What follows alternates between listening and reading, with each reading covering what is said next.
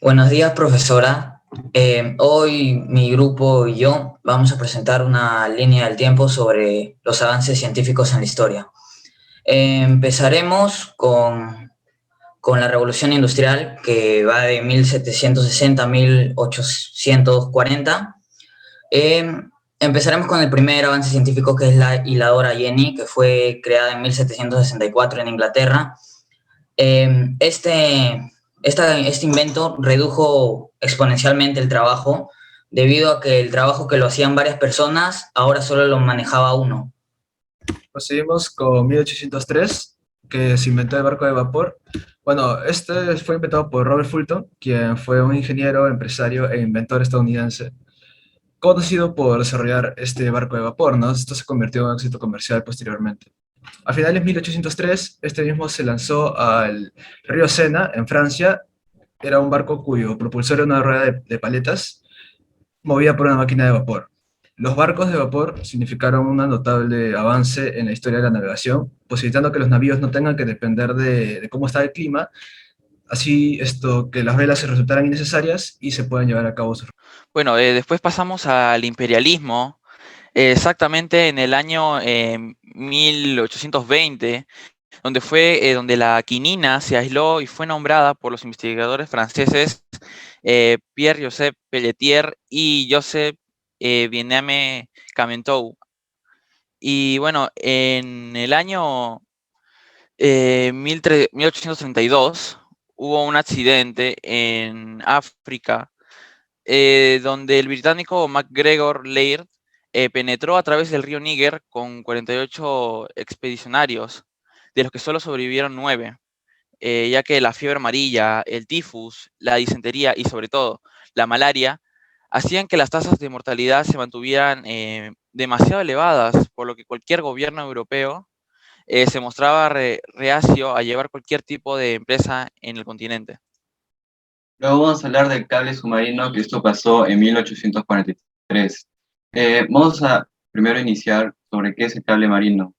Junto con la necesidad de acortar los plazos entre el comercio de Asia y Europa, existía el deseo de información inmediata. Para ello, se plantearon establecer una línea telegráfica que uniera a Gran Bretaña con la India. Un punto esencial en este ambicioso proyecto era establecer un cable que atravesara las profundidades del mar, para que la conexión fuera fiable, obviamente. Para esto era necesario proteger el cable telegráfico y hasta en 1843 se descubrió un buen material aislante conocido como gutapercha. Luego, en 1850, se consiguió unir Francia y Gran Bretaña a través del Canal de la Mancha, y 2 años más tarde, Gran Bretaña e Irlanda. Sin embargo, no fue hasta 1864 cuando las técnicas de transmisión de señales eléctricas y la fabricación de los cables mejoraron de manera notable, pudiéndose obtener por fin un telégrafo que uniera Gran Bretaña con Estados Unidos. Luego de eso seguimos con la política y la fiscalía monetaria del Perú. Para eso responderé a dos preguntas, siendo la primera, ¿cuál fue la primera industria que se desarrolló en el Perú? Para eso comenzaré explicando que en el año 1845 se creó la Sociedad Nacional de Industrias y en el Instituto Técnico de Industrias del Perú, para así servir al gobierno como un órgano consultivo y para el público como centro de información de técnicas industriales. De las diversas ramas que hubo de industrialización en el Perú, la que más se desarrolló fue la textil. Cabe decir que para esa época existieron, por así decirlo, capitalistas que apostaban por una razón más allá del comercio inmediato. Un ejemplo de esto podría ser Pedro González Candamo, quien importaba máquinas desde Patterson, que sería Nueva Jersey y Estados Unidos, para así producir miles de yardas de algodón al año. Todo esto fue ocasionado por la Magnífico, ya que gracias a eso varias empresas españolas tuvieron que emigrar al Perú. Y a finales del siglo XIX se formarían grupos pequeños de inversión. Luego, en el año 1896, se creó la Sociedad Nacional de Industrias, que tuvo en sus nombres directivos al señor Guío Bataisola, quien fue uno de los pioneros textiles más reconocidos de su época. Poco después de eso, uno de sus amigos, quien era Fermín Tanguis, empieza a divulgar una nueva semilla, la cual resistía el cotton wool, que es un hongo que desgastaba en su tiempo el algodón.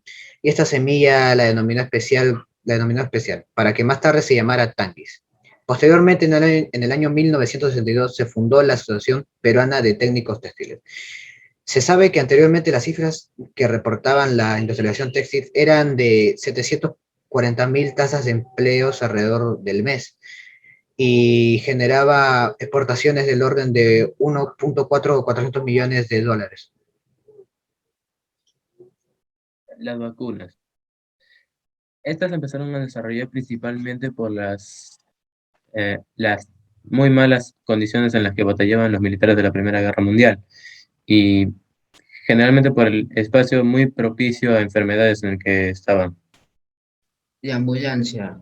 Una de las primeras identidades que se encargó de la modernización de esta fue la Cruz Roja, que se llevaron las primeras labores al campo de batalla, por ejemplo, en la Primera Guerra Mundial. Esta fue una de las primeras veces que se modernizó, ya que ya era a motor y no cargado a caballos. Y también se utilizó ya, entre otros nuevos objetos, el telégrafo y el teléfono.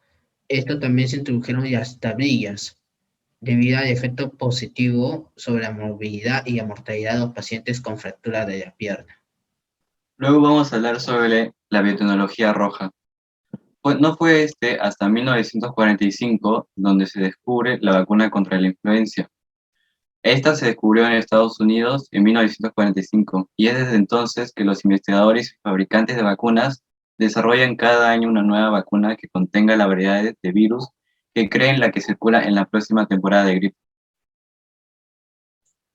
Luego seguimos con el año 1970. En este año se desarrolló un proyecto en el cual consistía en encerrar a varias especies que estaban en peligro de extinción y así intentar duplicar, por así decirlo, a las especies y sacarlas de peligro de extinción. Luego de eso también se intentó agarrar a varios animales de la fauna, de la flora marina para así intentar modificarlos genéticamente y acostumbrarlos a otros dominios.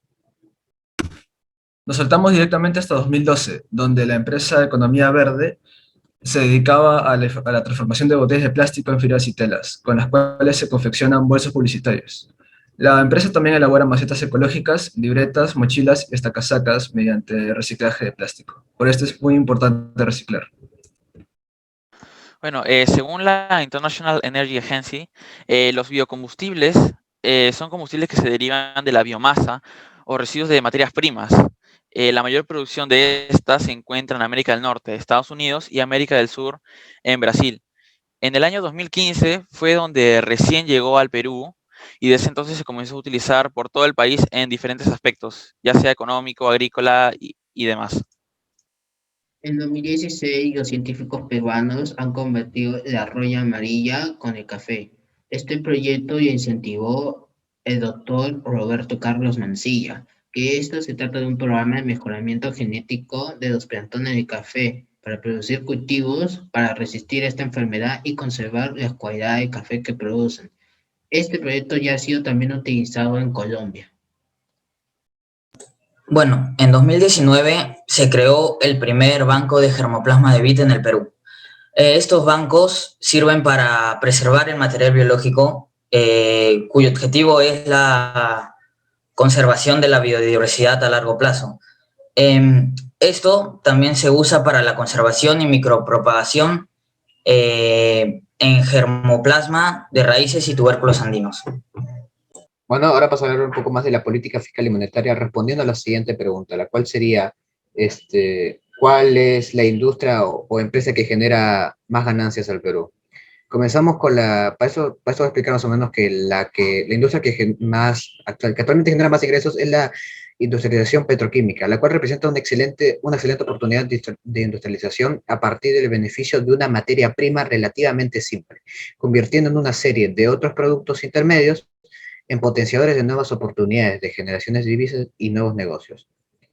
Pero para esto pasaría a contar una breve historia de dónde es que nació el petróleo en el Perú. La extracción y utilización del petróleo en el Perú empezó hace más de 10 siglos atrás, cuando los nativos usaron el petróleo desde el afloramiento o depósitos superficiales en las costas del norte.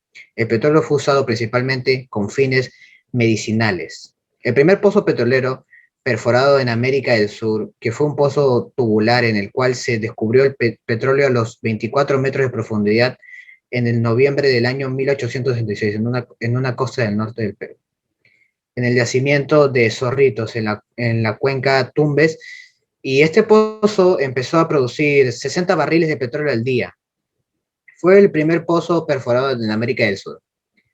Luego esto seguimos con el que en Perú hay 18 cuencas sedimentarias con potencial de hidrocarburo y la mayoría de ellas en la selva.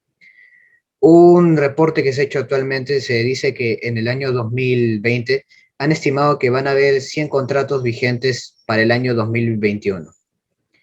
El Perú está llevando a cabo campañas promocionales con la finalidad de incentivar la contratación y exportación del petróleo.